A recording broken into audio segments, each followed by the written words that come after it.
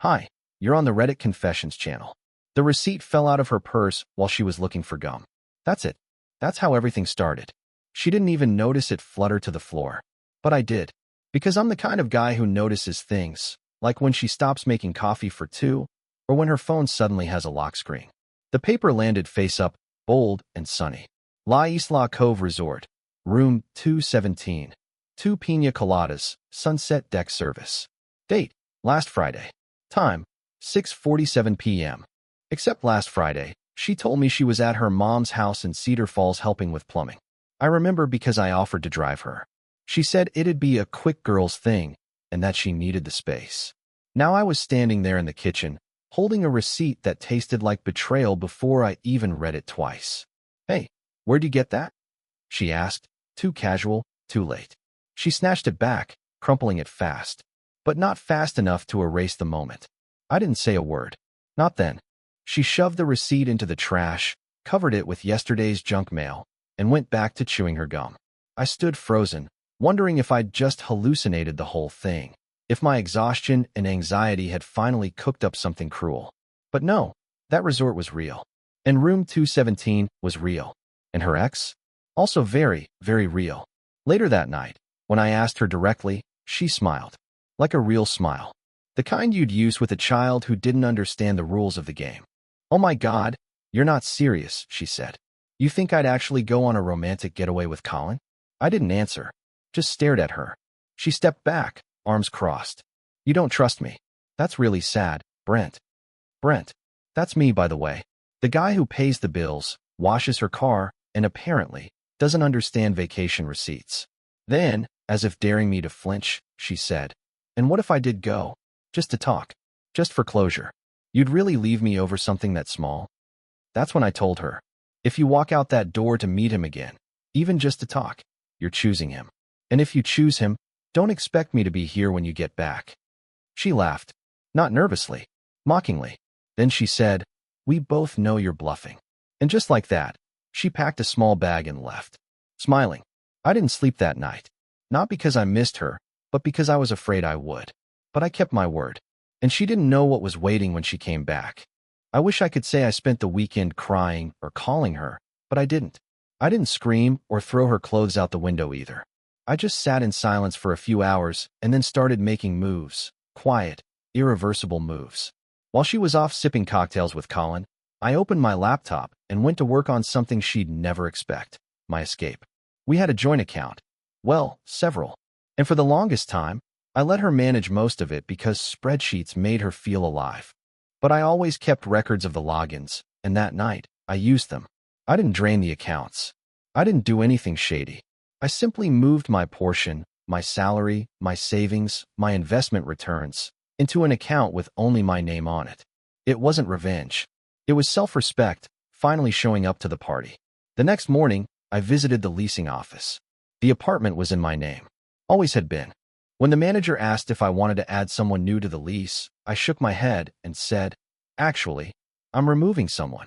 He handed me a form, and with one signature, she was legally a guest in my home, not a partner, not a co-tenant. A guest. I boxed up the photos, the love letters, even that stupid, our first Christmas, ornament with both our names misspelled on it. All of it went into a storage bin. Not the trash. I wasn't bitter, just done. And once that was handled, I did something else. I made a video. It wasn't emotional or angry, just calm, honest. Me, sitting on the edge of our bed, speaking directly to the camera like she might someday watch it with regret in her throat. I gave you a choice, I said. Not a threat. A truth. You picked him. And now, I'm picking me. Then I got up, packed a small bag, and drove to a quiet little cabin 2 towns over that my buddy Everett owns. No reception. No Wi-Fi. Just space. And peace. For the first time in years, my chest didn't feel like it was collapsing under the weight of pretending I was okay. When I finally turned my phone back on Sunday evening, I had 12 missed calls. 9 messages. All from her. The first few were casual. Just checking in. Then annoyed. Are you seriously not answering? Then desperate. Brent, what the hell is going on? And finally, I'm outside. Let me in. She must have come home and found the locks exactly the same. But the key? No longer worked. Because I hadn't changed the locks. I changed the future. When she realized that, her final message came in all caps. This is insane. I didn't even do anything wrong. I stared at it for a long time. Then, calmly, I replied, you didn't do anything wrong. You just made your choice. And that, to her, was the most unforgivable thing I could have done. When I got back to the apartment Monday morning, everything was exactly how I'd left it, except her car was parked crooked across two spaces like she'd flown in on fire. I didn't go upstairs immediately. I sat in my car for nearly half an hour, watching the second-floor window, sipping cold gas station coffee, waiting. Not for a fight, not for tears, just for a reaction. But the curtains never moved. She was probably pacing, maybe yelling into her phone, maybe staring at the door like it would unlock itself through sheer entitlement. I finally walked up, key in hand. She was there, sitting on the hallway floor outside the door, arms wrapped around her knees like some lost college kid who forgot their dorm pass. You think this is funny? She snapped the second she saw me. I didn't answer, just unlocked the door and stepped inside. She followed right behind, as if nothing had changed, as if the last 72 hours hadn't happened. I didn't cheat, she said sharply, standing in the middle of the living room like it still belonged to her. I considered going, but I didn't. I got to the airport and turned around. I never boarded the plane. You had a hotel receipt, I replied without looking at her. For 2 drinks and a room. Her face twitched.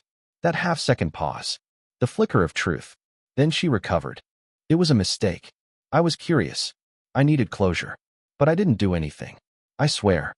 I looked at her, really looked at her, and realized I didn't care if she did or didn't. Not anymore. Because the betrayal wasn't in the room key or the cocktails. It was in the way she smiled when she thought she'd gotten away with it.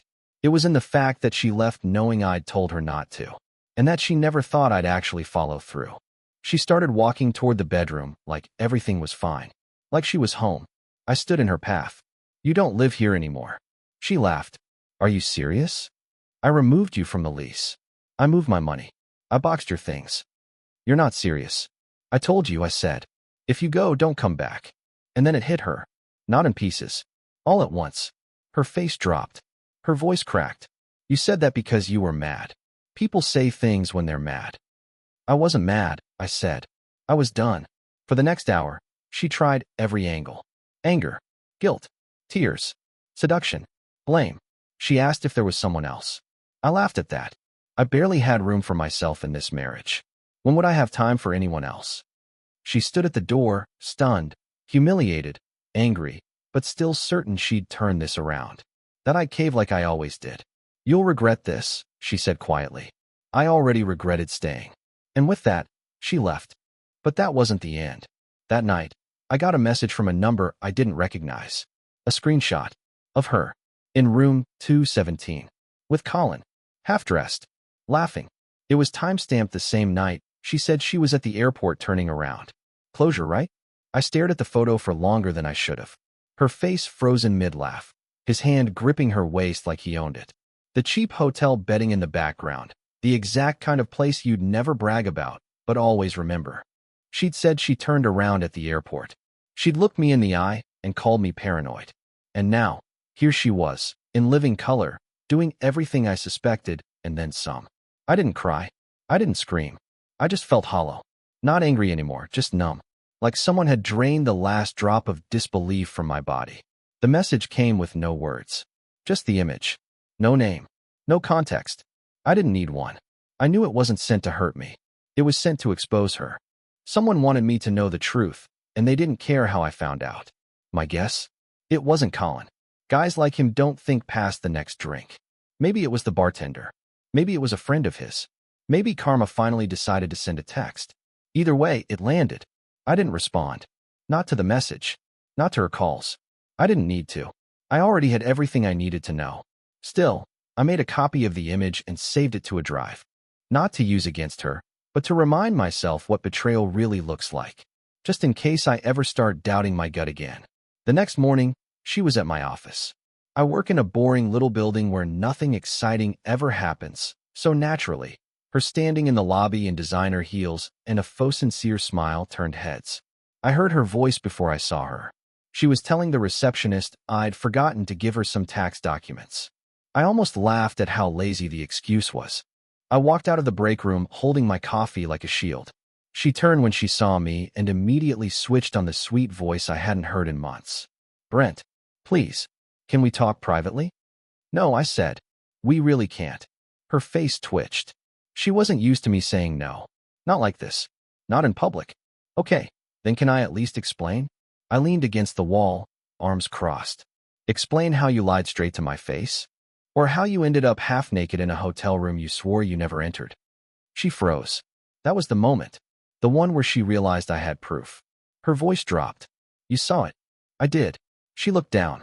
Her game was over. Her tears started, but I couldn't even feel pity anymore. They felt like stage makeup smeared after the final act. "You don't understand," she whispered. I was confused. "Colin," he said everything I used to want to hear. And I thought maybe I owed myself closure. Maybe I needed to see if there was still something there, just to be sure. "Be sure of what?" I asked. "That you still liked being wanted? That someone out there still flirted with you like he did 10 years ago?" Her silence was the closest thing I got to honesty. "I didn't sleep with him," she said. And for the first time, she didn't say it like a shield. She said it like a question. "I don't care anymore," I replied. "Because the moment you lied about going, you left this marriage. The rest is just paperwork." She wiped her face and tried to grab my hand. I stepped back. "You made your choice," I said. "You just didn't think I would believe you meant it." Then I turned and walked back to my office, leaving her standing there in front of a dozen strangers who now knew exactly what kind of tax documents she'd really come for. But the most surprising part? She didn't leave town. Not yet. 3 days passed without a word from her, and I'll admit, a small, wounded part of me thought maybe, just maybe, she finally accepted it was over. I was wrong.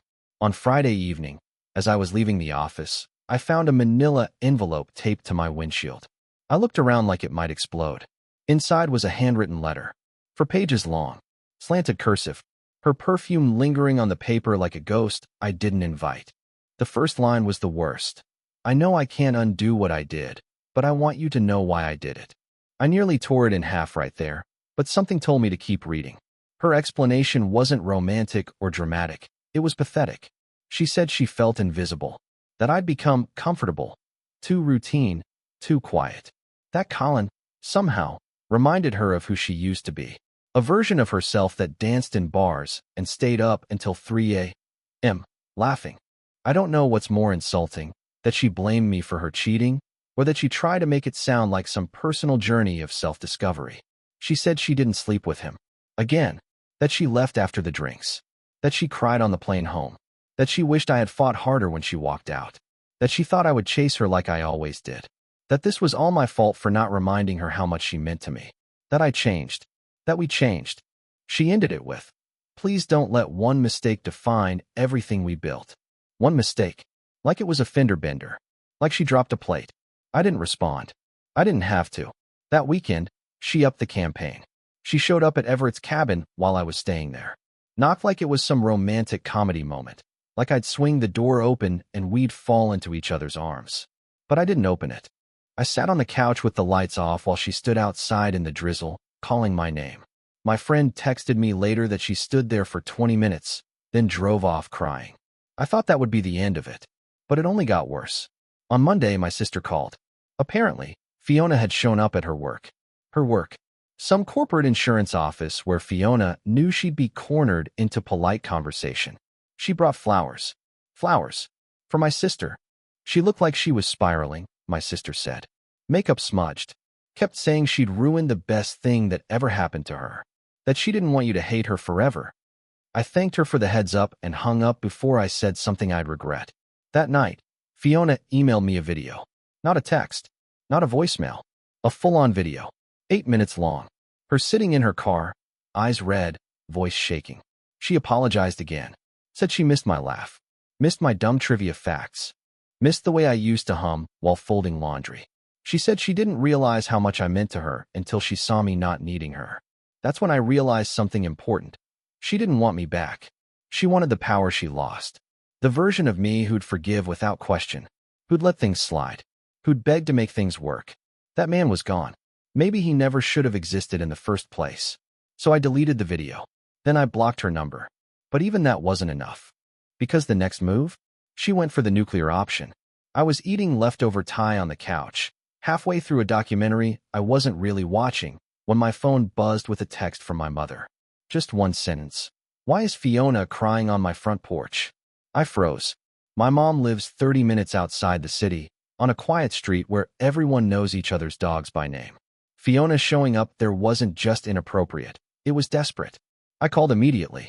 My mom picked up and whispered, like Fiona might hear her from the porch. She just knocked on the door and asked if I had a minute. Brent, she's falling apart out there. What happened?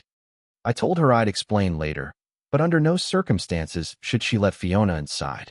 My mom's kind, sometimes to a fault, but even she sounded uneasy. She said she has nowhere else to go, she added. That she made a mistake and she needs your help. Help? This woman wasn't stranded in a hurricane.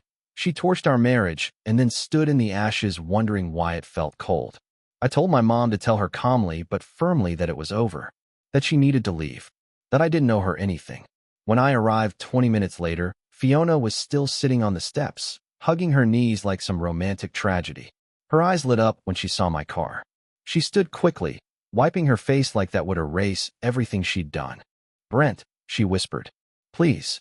I didn't get out of the car. I rolled the window down. You can't just keep showing up at people's houses, I said. It's not going to work. I didn't know what else to do, she stammered. You're not answering. You blocked me. I'm trying to fix this. You're trying to control this, I replied. There's a difference. Her voice broke. I didn't expect you to actually go through with it. You've never stood up to me like this before. I thought. I don't know what I thought.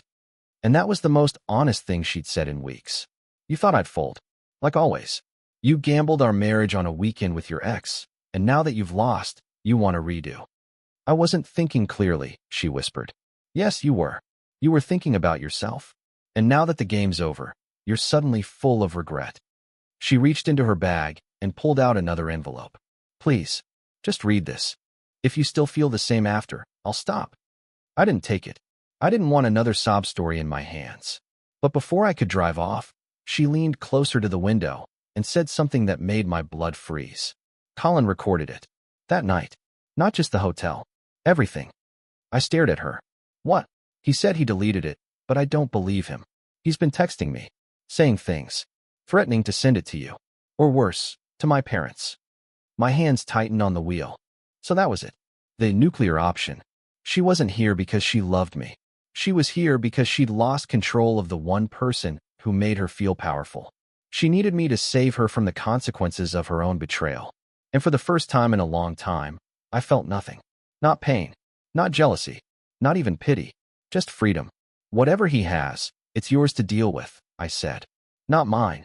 Her mouth opened, but no words came out. Then I rolled the window up and drove away. I thought that would be the last time I saw her. I really did. After the porch scene at my mom's place, I figured she'd finally run out of options. But Fiona had one last move. And she played it 2 nights later, when I got home and found a USB drive taped to my apartment door with a sticky note that said only, "You deserve the truth. Please watch." I should have thrown it in the trash. I should have known better. But curiosity is a wicked thing when you're healing. It whispers, what if she's finally being honest? What if it explains something you missed? What if it changes the story? I stared at that drive for hours before I plugged it into my laptop. There was only one file on it, 34 minutes long, labeled Room 217. MOV. I pressed play. At first, it was shaky footage from someone's phone. Dim lighting. Muffled laughter. Fiona's voice, unmistakable, tipsy and high-pitched. Colin's voice followed, slurred, saying something about old times and fresh starts. Then they appeared on camera, sitting on the bed, drinks in hand, giggling like teenagers. She was wearing the same dress from the screenshot I got, the same one she claimed she'd never worn. Then he reached for her hand, and she didn't pull away. The recording continued. They danced to some song I couldn't hear. She rested her head on his shoulder. At one point, she said, "This feels familiar, but wrong." He laughed. She didn't move. Then she leaned in. I stopped the video. I didn't need to see more. Maybe she pulled back. Maybe she didn't. But she'd crossed a line way before that room. The betrayal wasn't just physical. It was spiritual. It was in her voice, her eyes, her willingness to lie to my face and pretend nothing had happened. But what shook me most wasn't the kiss. It was what came after. Another clip played, this time a hidden camera angle. I realized Colin had placed a second phone across the room, probably without her knowing. The quality was worse, but the audio was clear. After they'd been intimate. Yes, she lied about that too. Fiona sat on the edge of the bed, lighting a cigarette. She looked tired, distant, her voice low. I should have left Brent years ago, she said. He's so predictable. So soft. He'll never leave me. Colin laughed. Then why not just end it? Because I like knowing I can always go back, she replied. That line hit harder than everything else. I like knowing I can always go back. That's what I had been to her. Not a partner. Not a husband. A safety net. A backup plan. A home base she never respected but always assumed would be waiting with the porch light on. I deleted the file. Then I picked up my phone and called her for the first time in weeks. She answered like she'd been holding her breath. Brent. I saw it, I said. All of it. Silence. Then a faint. Broken. I didn't know he was filming. You knew enough? I interrupted. You knew what you were doing the moment you got on that plane. Brent, please. No. I said, my voice shaking for the first time. You can keep your apologies. I'm done playing the safe choice. The boring guy. The one you run back to when the thrill wears off. You don't get to rewrite the ending. She tried to speak, but I ended the call. I finally felt something I hadn't in a long time. Power. But Fiona wasn't finished yet. Because when people like her lose control, they don't surrender. They escalate. 3 weeks passed. No calls. No notes. No late-night ambushes outside my apartment or guilt-laced letters left in my mailbox. Fiona had finally gone quiet, and for the first time in what felt like years, my life did too. It wasn't instant peace. At first, it felt like withdrawal. Like I'd walked out of a toxic fog and didn't quite trust the clean air yet. But each day, I remembered who I was before her chaos became my compass. I started running again. Nothing intense, just morning jogs through the neighborhood. Breathing, thinking, listening to my own footsteps instead of her voice in my head. I called friends I hadn't spoken to in months, maybe years. I even joined a trivia night team at a bar downtown. Turns out I still know way too much about 90s sitcoms. But the moment that sealed it for me happened unexpectedly. I was walking through the grocery store one evening when I passed a display of lavender-scented candles. Fiona used to hoard them. She'd light 3 at once and complain the room still didn't smell soft enough. Normally, that memory would sting, but this time, I just smiled. Because I realized something right there in the aisle, between the canned beans and discount detergent. She doesn't own my memories anymore. I do. She doesn't get to be the main character in my story forever. She was a chapter, not the whole book. A few days later, I got a text from an unknown number. Short. Final. I'm leaving the state. I hope you're happy now. I didn't reply. I didn't feel the need. Because yes, I was happy. Maybe not the jump around, movie ending kind of happy, but the quiet kind. The kind that lives in clean sheets and peaceful mornings. In undramatic routines and honest conversations. In knowing I walked through betrayal and came out the other side still standing. This isn't a revenge story. This is a freedom story. And if you've ever been in that place, wondering if it's worth letting go, let me tell you something. It is. You don't have to carry someone else's mess to prove you're strong. You don't have to be the one who always forgives. You're allowed to walk away. You're allowed to start again. And sometimes, the bravest thing you can do is let the door close and not open it again. Thank you for watching this story on Reddit Confessions. Now it's your turn. What moment in this story hit you the hardest? Have you ever given someone a warning they didn't believe and followed through? Drop your thoughts in the comments below, and don't forget to like, share, and subscribe for more true emotional stories. We'll see you next time.